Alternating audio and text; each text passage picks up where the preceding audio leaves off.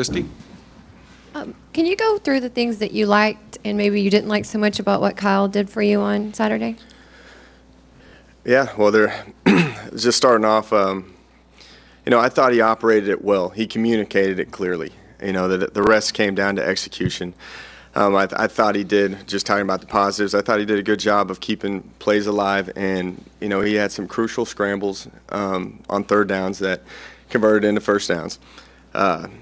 I thought he made some good throws at times, and there was times that he was off, a lot of it's a wide open offense that we do. There's many options. You have a lot of run answers and pass answers on the same play.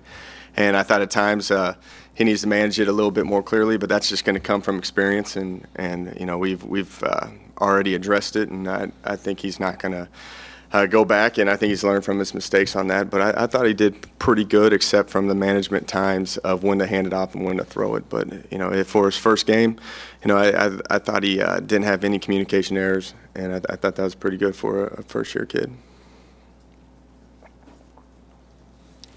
Here in the back row on the right, Sam. How much progress has Kyle made from the day he got here, or even from August till now? A lot. Again, I've said it before. He's a kid that, a lot of times when you announce that starter at the beginning of the year, a lot of kids will be set back from that. And Kyle wasn't that way. He came in, he kept working, and I think he even worked even harder. And that's just the ambition that he has to get that starting job. And you can see that he's gradually increased his play from when he came here in the spring till now. And a lot of it is stuff that he's just going to have to learn on the run when he gets in there and actually has some game time experience. So we tried to give him as much as we could at the beginning of the year. That was a good game for him versus a pretty aggressive scheme. Playing man, you got to be accurate with it and know how they're going to disguise things and when to hand the ball off and throw it. So, he's definitely getting better each week, and he's probably his hardest critic, and it's good to see him come in here and take the effort to keep getting better. In the middle back, Mike. What was it about that second half that the offense just wasn't able to click, and how are you going to be able to fix that for Auburn? Yeah, I thought we started off good for that first drive, and then we kind of sputtered at times in that first half. When we got to the second half, there was a lot of uncertainty with things. We had to do some changes with the offensive line and move that around, and we had some issues with some protections on deep balls. And I think with the issues that we had up front, I think it kind of spooked Kyle in a way. Just because he got hit on a couple balls, and I think that panicked him a little bit more, and he got out of the pocket when he didn't need to. But it's definitely something that we have addressed already with the offensive line. We've made our adjustments, and we've inserted the protections that we need to do. That's going to be the best for what we have. And going forward, it's all about confidence, and we got to get these guys in some pretty good situations early to have success. And once they do that, I think we can kind of get that mojo back. Christy, and then we'll go to Suzanne. Since we can't talk to Kyle, can you kind of tell us, what did he think about his first start and his excitement? I mean, because you talked about how he was really excited to get the chance to start, and now that he has, can you kind of just give us a feel for that? Yeah, I thought Kyle, of course he was excited. It's just to go out there for your first career start. That's the things that he's always worked for. And, he grew up, he always wanted to be, play at the highest level in college football. So he was definitely excited. I couldn't see much butterflies with him. I couldn't. Normally you expect him to have those butterflies, but, I didn't think he had any because he took that opening drive and he operated cleanly and took it all the way down and scored. So, I think, for his first game, I think he's pleased with his performance, but he knows that he can get a lot better. Suzanne, on the left side. Given that y'all only have 3 games left in the regular season, do you see Kyle as the starter for the rest of the year? Right now, it's his to take, and I see him going forward. And when Kenny comes back, it's just going to be based off of performance of what Kyle's doing. But right now, it's his job to take. Here in front on the right, Gabe. Obviously, you guys were impressed with what Ben did at that H-back spot. You guys awarded him Offensive Player of the Week. Do you like him in that role still, or with the forced change because of Ifedi's injury and everybody shifting around, do you think Ben could factor in among the starting 5-0 line? Right now, I don't have him in there.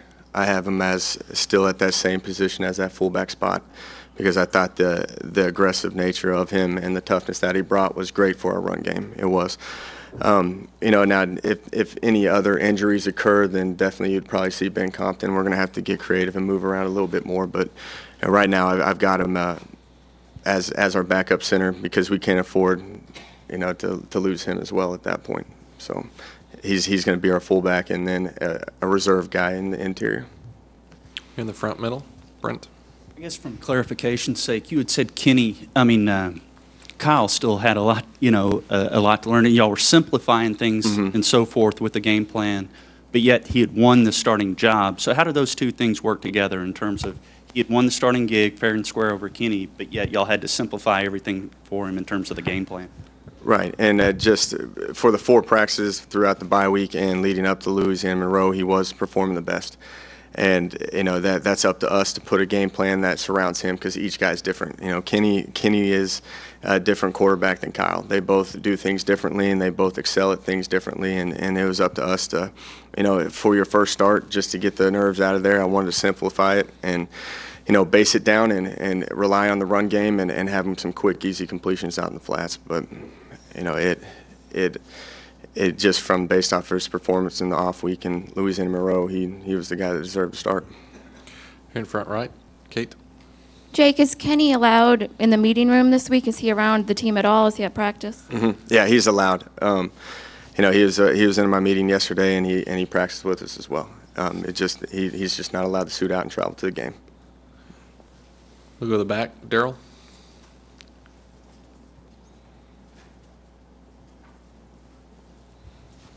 What do you talk to Kyle about going into a hostile environment like Jordan-Hare? I mean, it's going to be wild.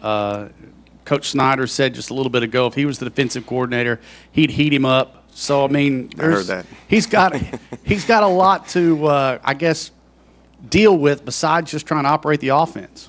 Yeah, no doubt. Yeah, that's a lot of pressure for an 18-year-old kid to get thrown into, but you know, I think he can handle it, and it's up to us too to get him calmed down. Yeah, he's going to have nerves. It's going to be a hostile environment. You know, there's going to be a lot of things happening in between plays, and he's got to calm down and relax, communicate it clearly, and just go out there and compete and do what he's always done. And you know, I always tell him, hey, you know, cut it loose. Who cares what happens? Go out there and have fun and play the best of your ability. Anything else for Coach Spavital? Sam, seated in the back right. I know Coach Sumlin's always been the type to delegate play calling. Can you give us a sense for kind of what the dynamic is between you and him on a game day, and as you're getting into your flow of play calling, how that all works out?